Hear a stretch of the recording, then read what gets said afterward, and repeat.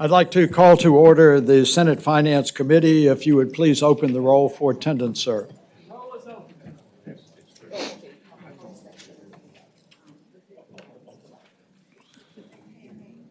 All right, do we have a quorum, sir? Yes, sir.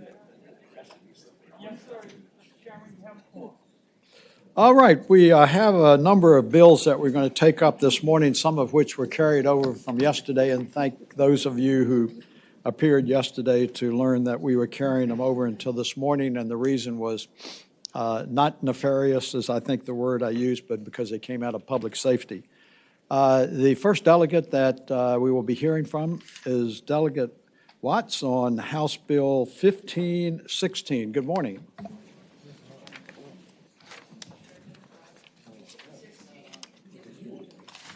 Let's see, we need the mic. At my advanced age, I don't hear so well. All right. Sometimes that's a blessing. Yes, we'll talk about that sometime. 1516 deals with sex trafficking of minors. Over the years, we have tried in many ways to deal with this problem and have class 3 felonies throughout those who would bring minors into sex trafficking. The 1516 deals with the marketplace, deals with actual knowledge that you are in a place where minors are being used for prostitution. I would be happy to answer any questions. I also I asked for a one-word change and have a substitute that I would bring before the committee. I believe council has it. The word change is on line 229 and changes the word person to adult so that it will not involve sex between minors. Okay. Thank you. Senator Wagner has moved and Senator Hanger has seconded the adopt the amendment in the nature of substitute. All in favor signify by saying aye. Aye, and the substitute is before us. Does any member of the committee have any questions of Delegate Watts? Mr. Chairman. Senator McDougall. Mr. Chairman, when the committee might have remembered when we went through our budget, because I think we were dealing with less dollars than the body down the way, we made some very difficult decisions and only moved one bill that had a Woodrum impact. Refresh the committee's recollection. Woodrum impact, you have to account for any corrections time in the Department of Corrections, or the statute will not be valid at the end of the day. So, Mr. Chairman, you have before you 6 bills today that are in the public safety report. This is one of those 6. My recommendation to the committee is that we move 4 of those 6 bills forward. One of them has been a perennial through this body and different thought processes of how to achieve that goal, and that one's going to be Delegate Hugo's bill when you get to it. But this would need the clause, and this is one I would recommend that you move forward. So I'd move that we add the clause, and then I'll have a motion to recommend reporting with All the right, clause. if we could defer that just for a moment, please. Is there anyone in the audience who would like to speak in favor of the bill? Good morning, sir. Good morning. Appreciate the opportunity to address the body. Patrick McKenna for the Virginia Beach Justice Initiative, and also speaking on behalf of the Richmond Justice Initiative, the Northern Virginia Coalition Against Trafficking, the Central Valley Justice Initiative. We are asking the committee to vote in favor of this bill. Thank you very much. Anyone else? Anyone who perhaps does not embrace it with affection? If not, Senator McDougall. Mr. Chairman, I move that we add the contingency clause, the financial contingency clause. Okay. It's been moved and seconded that the financial contingency clause be attached to House Bill 1516. Is there any discussion? If not, all those in favor, please signify by saying aye. Aye. Aye. All those opposed, and that clause is attached. Mr. Chairman, I would move that Senate Bill 1516 be reported as in nature substitute as amended. It's been moved and seconded that House Bill 1516 amendment in the nature of a substitute as amended be passed. If you would please open the roll, sir. Roll is open. If you would announce the outcome, please. I-16-0. Ayes 16, no zero. Thank you very much for being, Thank you. being with us this morning. Delegate Rush. Good morning, sir. Good morning, Mr. Chairman, members of the committee. We have House Bill 366 today, and this deals with the how the information is distributed to our road deputies and state troopers on the road and city police officers. And you want me to go into all that, sir? Well, Mr. I tell Chairman. you what, why don't you hold on to it for, I know how loquacious you can be, and it's a terminal disease you and I both suffer from. And I got a slow draw, so Okay. it takes me longer. Yeah, you do. Senator McDougal. Mr. Chairman, I think Senator Carrico I indicated do. yesterday that he was wanting to offer amendment. Mr. Chairman, this is different from the other bills that we're going to take up. This one does have a potential fiscal impact, but it's not a Woodrum's impact, so it goes in a different category, and it's not going to be in one of those other suggestions. I think Senator Carrico's suggested amendment would certainly require that the clause be on it if it's accepted. Okay, Senator Carrico, have you shared your amendment with Delegate Rush? I don't have it with me, but it's just a simple amendment to require fingerprints that, okay, he saw the amendment. You It would aware that- require fingerprints because they don't hand search these. These run through a database, and without the fingerprints running through a database, you're not sure you got the exact same person because there could be another Nick Rush out there somewhere, and you Probably don't want not. to say that he was a convicted felon, but with fingerprints, you can assure that that person is who they say they are. Well, if there's another Nick Rush out there, I hope they're in the distillery business too. Senator Carrico, are you offering that amendment in I am. concept? You understand it, Delegate Rush? right. Yes, Mr. Chairman. All right. Senator Carrico's moved and Senator Stewart has seconded the amendment which has been described in concept. All those in favor of adopting the amendment to House Bill 366 signify by saying aye. Aye. All those opposed? Senator McDougal, any other comments, sir? Mr. Chairman, I think that with that amendment, you probably need the contingency clause on this one as well. Mr. And So so moved. move. Okay. Mr. Chairman, we had a delayed enactment clause on ours, so it would remove the fiscal impact. So that As I looked at it, you pushed it out until July the 1st of 2019, but if there is a fiscal impact, presumably it would have to be addressed at that time. Mr. Chairman, I would tell the committee, I think what Senator Delegate Rush is trying to articulate is there was some conversation about whether state police would be able, in their upgrade of their computer systems, deal with this. And I don't know that everybody was in universal agreement with whether they were going to be able to or not. I do know that we've put some additional money in the budget to help them, so it is very likely that through this, we can encourage them, but think there was a thought process that still needed the clause, not as a poison pill, but to ensure that they were going to be doing the upgrades that would take care of this as well. very well articulated, Okay. Mr. Chairman. So are you moving that? Yes, Senator Mr. Mc- Is there a second? It's been moved and seconded that the clause, excuse me, be attached to House Bill 366. All those in favor signify by saying aye. Aye. All those opposed. Anyone in the audience wants to speak in favor of the bill? Anyone who wants to speak in opposition to the bill? Ladies and gentlemen, House Bill 366 as amended is before you. Hello? Move to report.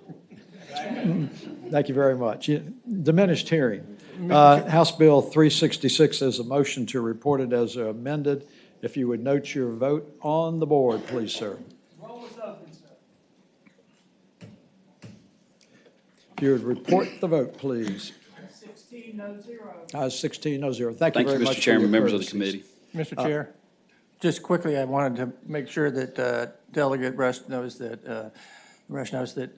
that means he can't come back and destroy the Senate basketball team next year, so since we voted unanimously for this bill, so.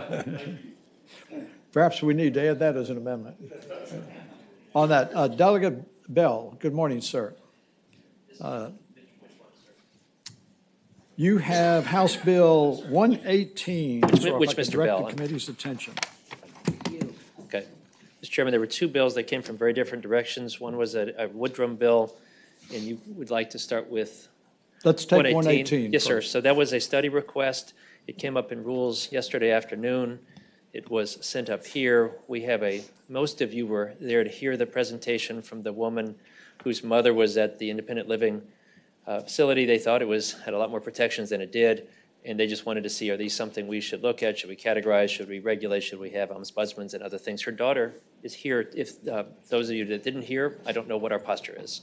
Well, first of all, she made a very passionate and persuasive presentation. And young lady, thank you for being here today. We're very appreciative. I'll call on the chairman of rules. Did you have any comments, sir? Mr. Chairman, yesterday, the reason it came to this committee, the question was whether Department of Social Services would require any additional funding. I believe there was somebody from the administration who indicated that they had no position on the bill itself, and we reported it, and we just wanted to make I was directed by the co-directors to anything that had potential funding impact had to come to you, Mr. Chairman. So.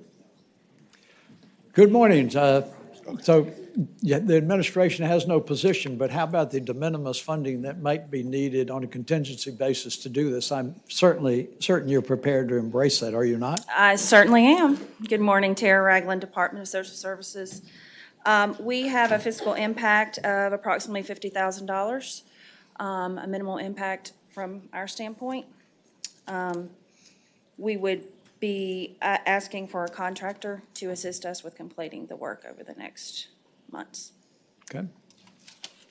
All right, thank you very much. Anybody else have any comments? Delegate Bell, what do you got to say for yourself? That's news to me, and it's delivered at 11:06 on March 1st. So we don't do the money. We're in the committees I'm on, so this is obviously now a money issue, and you'll have to decide how you wish to handle it. But it seems awfully expensive for trying to do a study of whether we should have regulations for these things.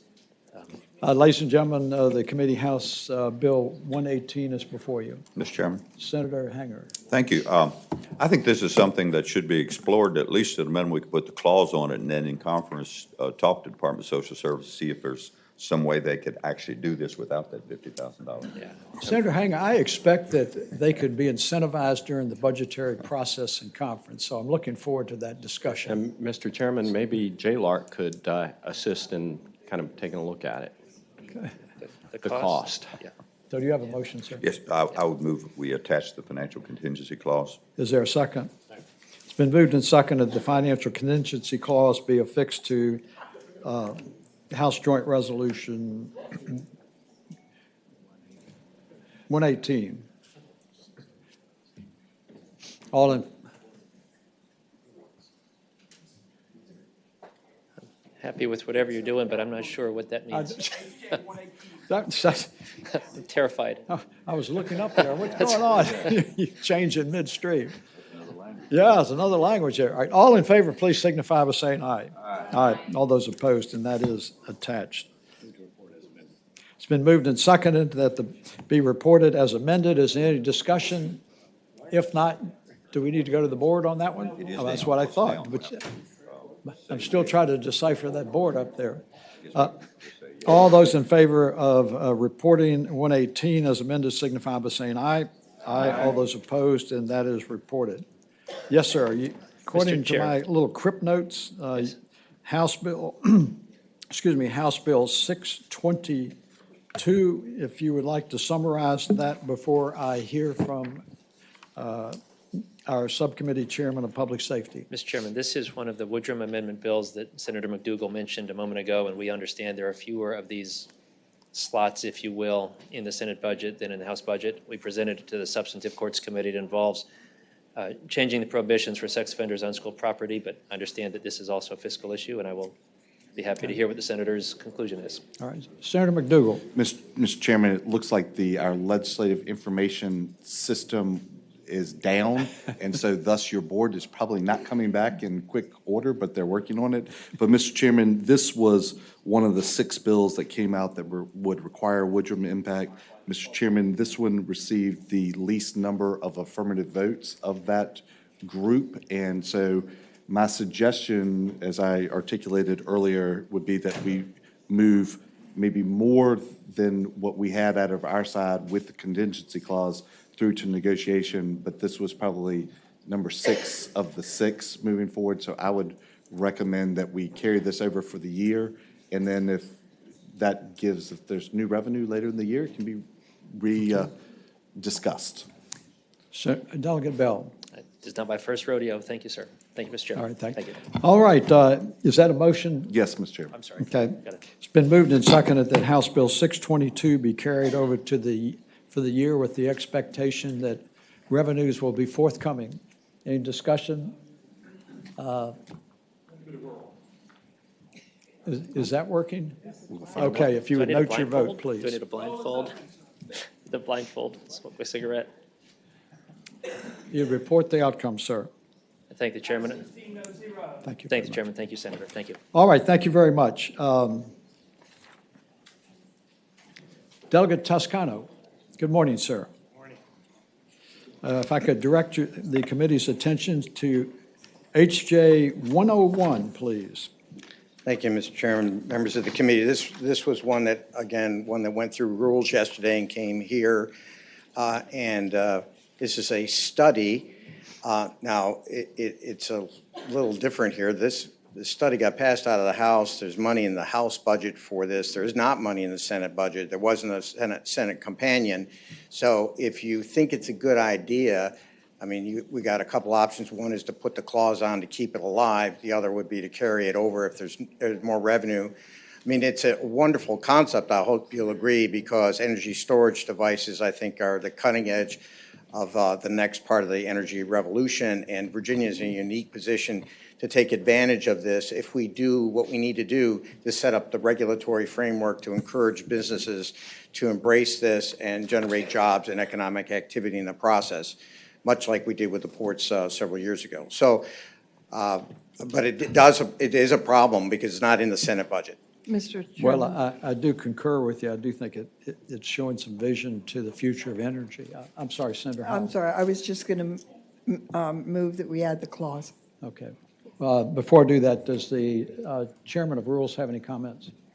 Mr. Chairman, yesterday, the Mines and Minerals indicated that they wanted to do the study. It came here because of that $100,000 physical impact, and we did not have, as Delegate Toscano indicated, we did not have a companion in the Senate. Right. Thus, it's not in our budget. All right, back to Senator Howell. Okay, is there a second? It's been moved and seconded, that the financial contingency clause be added to House Joint Resolution number 101. Is any discussion? If not, all those in favor signify by saying aye. Aye. All those opposed, the clause is. Anything else you would like to say, sir? No, sir. Anyone here to speak for or against? The only other thing I might say is There's a gentleman behind you. Oh, hi.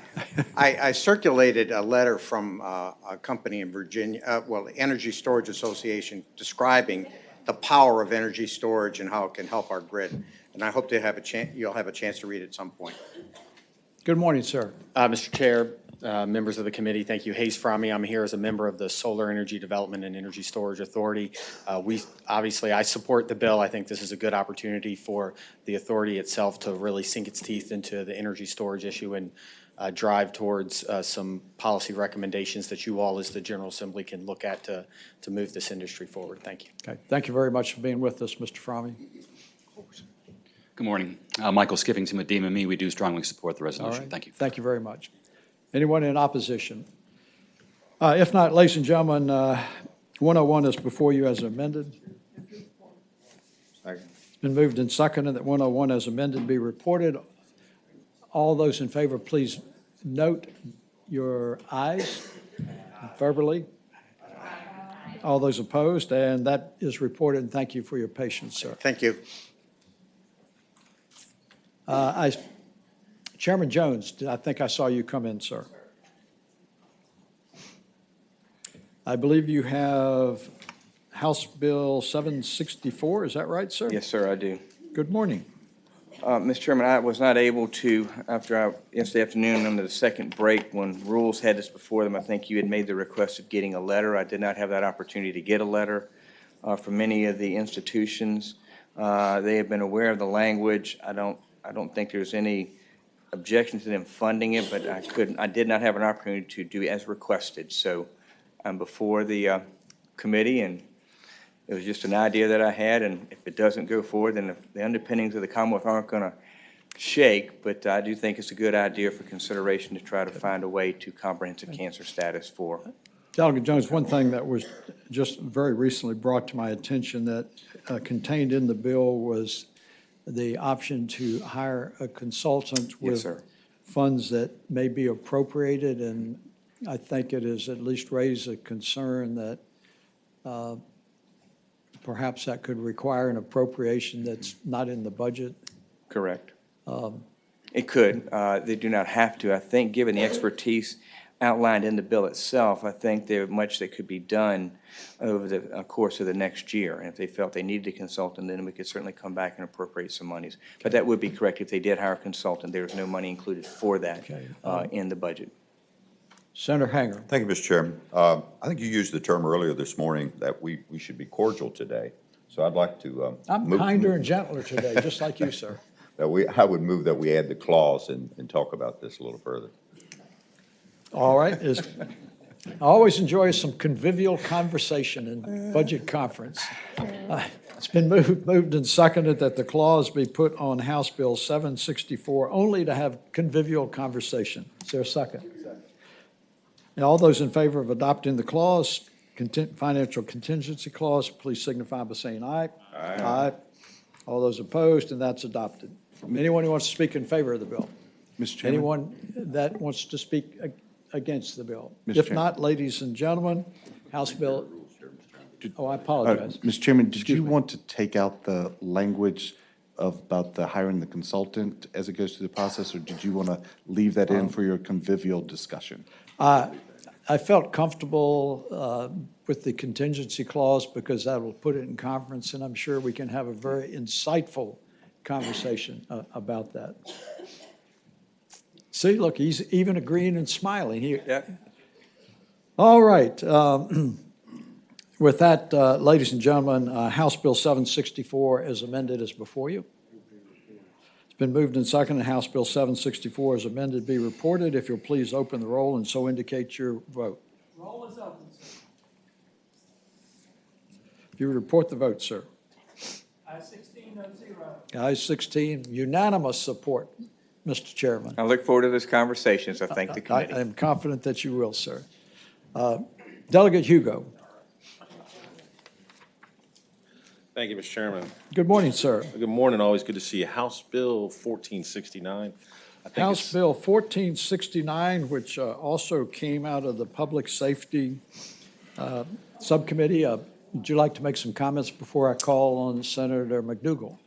Let's keep the trains rolling. I think as Senator indicated, it's been a perennial bill that we brought forth here.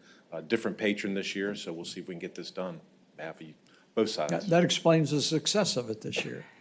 Senator McDougall. Mr. Chairman, I'm very fond of the patron. So but policy-wise, the Courts Committee made this accommodation, not the same level of offense as just a distribution that would result in a homicide, which has been the position from the Courts Committee. My recommendation to the committee is this was one of the two that has historically been of the highest priority to move forward, and so I'd move that we add the clause, and then I'm going to have a motion to report. Okay. It's been moved and seconded, that the clause be added to House Bill 1469. All those in favor signify by saying aye. Aye. All those opposed, the clause is adopted. Any further comments? If not, ladies and gentlemen, House Bill 1469 is before you. Move to report. Been moved and seconded that it be reported. If you'd open the roll and so indicate your vote. Roll is open. If you'd announce the vote, please. Ayes 14-0. Ayes 14, ayes 15. 16. All right. The bill is reported. Thank you, Delegate Hugo. We appreciate it. Next, Delegate Brewer. Good morning, Mr. Chairman, members Good of the morning. committee. You have House Bill 525, I believe, and that also came out of the Public Safety Subcommittee. Before I call on Senator McDougal, do you have some comments you want to make? I do, actually. So this bill is to eliminate the carve-out that bail bondsmen have currently in the statute in regards to carnal knowledge. Unfortunately, I wish I wouldn't have to say this was ripped out of the headlines, but there is a direct impact in my local community where we had someone leveraging their power as an arm of the court. And so I'd like to elevate that to make sure that bail bondsmen are held to the same responsibility level as law enforcement corrections officers. I recall reading that, even though I don't read newspapers. Senator McDougal, any comment? Mr. Chairman, I think the Courts Committee felt that this was of a significant issue, that it needed to be advanced. Mr. Chairman, when you look at the 6 items that we're bringing up, and I think we still have 2 more to go, this impacts a limited population of individuals because you have to be a bail bondsman to qualify for this offense. My recommendation would be, this is unfortunately number 5 in our list of impact, even though it is very serious. There are some other things courts can do to remove people from the bail bonds list or revoke their ability to do the bonds. So my recommendation would be that we carry this bill over if there's additional revenue, but this would be on the list of the Woodrum impact things, number 5 in the list. It was not as bad as Delegate Bell's because that received negative votes, but is next. It is a serious issue. I think Delegate Brewer is absolutely right, needs to be addressed. Judges do have some ability to maybe address the conduct and putting people in that position. And if we move this one forward, this would give us 5 Woodrum impacts. And Mr. Chairman, I think you were kind of looking at 4 of those to move forward. So that's my recommendation, that be carried over. Okay, it's been moved and seconded that House Bill 525 be carried over to the 2019 session.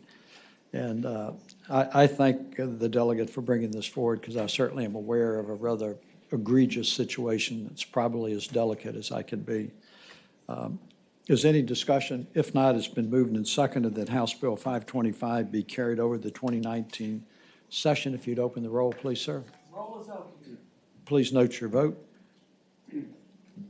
Announce the vote, please, sir. Ayes 16, no zero. Ayes 16, no zero. Thank you for being Thank with you. us. Next is Delegate Thomas. How are you this morning, sir? Doing fine. Thank you, Mr. Chairman. Yesterday you had House Bill 1221, which is a cybersecurity bill. Senator Barker has done some previous work in previous sessions, and I think there was a question of whether we were adding to that or trying to do something that was already being done. So Senator Barker and I did have a conversation. I don't want to speak for him, but. Okay. Mr. Chairman. One moment, please. Did the chairman of Rules have any comments on this? Didn't go there. Mr. Chairman. It did not go to Rules, did it? Yeah. No. Okay, Senator Hanger. Thank you, Mr. Chairman. I think you had stepped out yesterday when we took this up, and we were prepared to pass it by indefinitely because we felt it was redundant. Senator Barker has followed up with some work, so I would yield to him to see whether or not this actually adds anything of merit. Well, Mr. Chair, I just sort of give you results. Senator Barker, talk slow so I understand you. All right. Thank you, Mr. Chair. Yes, I had legislation in 2015 that dealt with the same issue, was put into a different code section, 2.2-603, which deals with agency directors, but did reference 2.2-2009, which is the section that Delegate Thomas had proposed adding it to. His is a little more detailed than mine, but it's basically the same concept there. So it's already covered in concept, but does go into a little more detail here. There's also language in the existing code section that Delegate Thomas has addressed. If you look in lines 44 through 55 on section B, B1 under 2.2-2009, what that does is provide it for an annual report on things.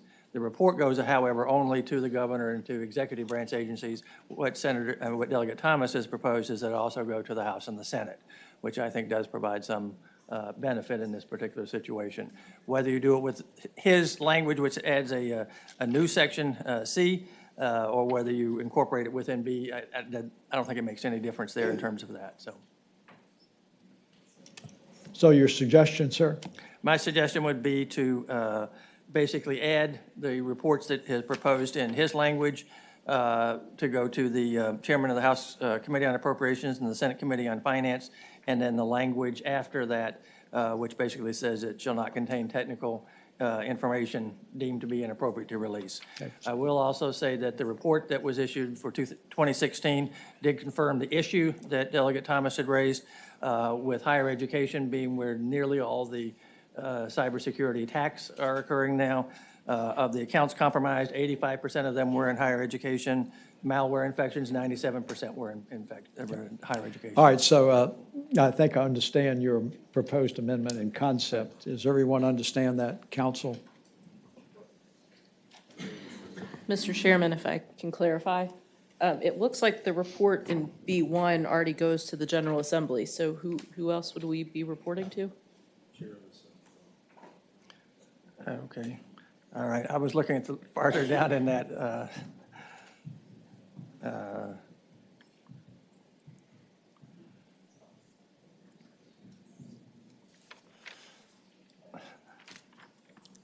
Well, I guess that being the case, then it is already, those reports are already provided. So I'm not sure that this then would add anything to what the current code has other than a little detail on things. Delegate Thomas may have something to add on. Yeah, on that if I might, as Mr. well. Chairman. There's a difference. I do cybersecurity in my day job, which is why this bill was kind of important to me. There's a difference between security audits and a comprehensive review of policies. And when I sat down with the agency, through our discussions, there was a weakness where all the agency's security audits are done. That's where you're going in and you're kind of spot checking things. The comprehensive reviews are not being done unless the agency requests it of the CIO. So there's the gap that we have, that not every agency, in my opinion, that should be having these comprehensive reviews does have those. And they kind of indicated that higher education was one of those areas they're struggling with. So I felt this bill would get rid of that gap and also put the power of the General Assembly behind the CIO's office to say that to those agencies that are currently not being reviewed, that this is important to not only the executive branch, but to the legislative branch, and that we should be doing that on all of those. So that, even though the report's still there, I still feel like there is a difference in those two kinds of audits, and this does add to the existing work that Senator Barker's done.